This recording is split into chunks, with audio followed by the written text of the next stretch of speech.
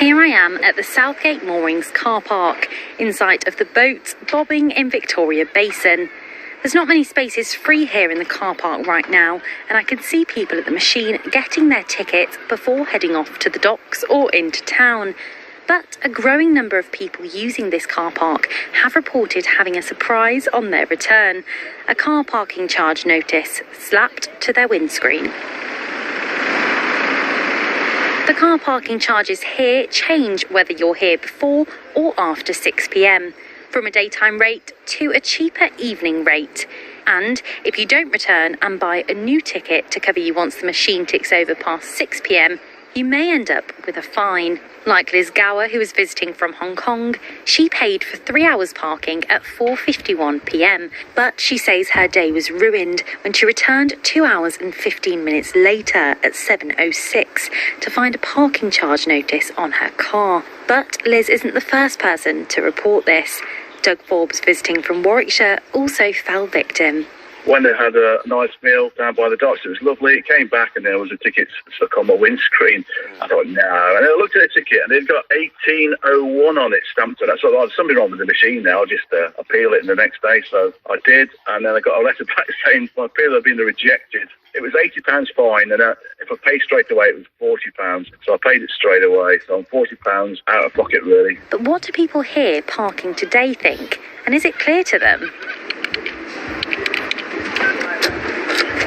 Well, no, it's not fair at all. It'll put people off actually coming to Gloucester docks. So then obviously tourists will go elsewhere. They'll go to Worcester or they'll go to Hereford or whatever. So, it's a little bit of a bit daft, basically. At a place like this, I think we expect it. I think maybe we've got to the mentality that we know we're going to get charged. So the signs are around. I can see one there. You've got to go looking.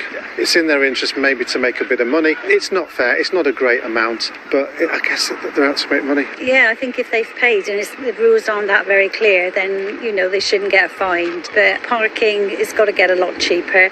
If they want people to come down this end of Gloucester, they have to make the fees very low or not at all. I realised that there was a change in the prices, but I thought that if you bought a ticket for 3 hours, you were covered. Honestly, didn't realise that. I think it's pants, and then it's the hassle of trying to sort everything out afterwards, and, there'd be no compensation for all your trouble and bother. If they're going to do that, a big notice on there to explain it clearly to people, because a lot of people find those machines really confusing anyway.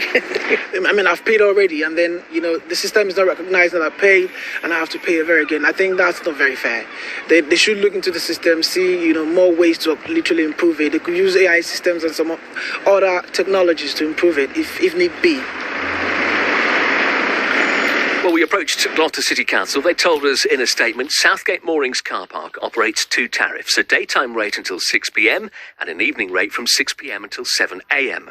Customers can pay for both the daytime and evening rate at the same time at the machine if they intend to stay beyond 6 p.m. This information is displayed on the machine to explain the different charges.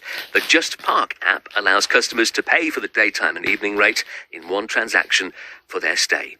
Let's talk this through with Scott Dixon. Scott's a consumer and motoring disputes expert from the Complaints Resolver. He's with me on the line this morning. Scott, morning to you. Good morning, David. Have you heard of this sort of thing before? Yes, and this issue has been known for years, and it's been widely reported with reviews left on Parkopedia dating back to January 2020, and also on Google reviews most recently. And the first thing to note is that it's not a fine.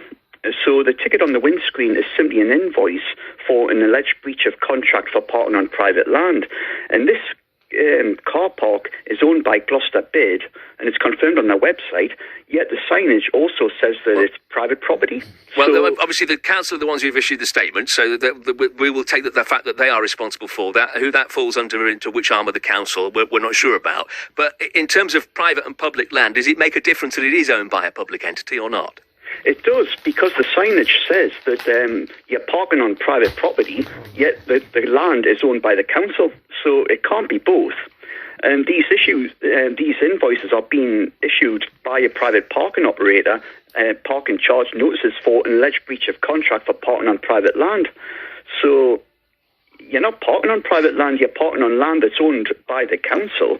But the fact remains is that they're issued for alleged breaches of contract, but to my mind, people are paying for parking for 3 hours, and the signage is unclear, and so many people are being caught out, that tells you in itself that, if all the council have to do is put a statement saying you need to pay to park over both tariffs. Well, if you do not, you will be issued with a parking charge notice. They tell us they have. I mean, this is clear as day in their statement. They say that you can pay for both the daytime and the evening rate at the same time. It is displayed on the machine to explain the different charges, and you can do both tariffs on the app.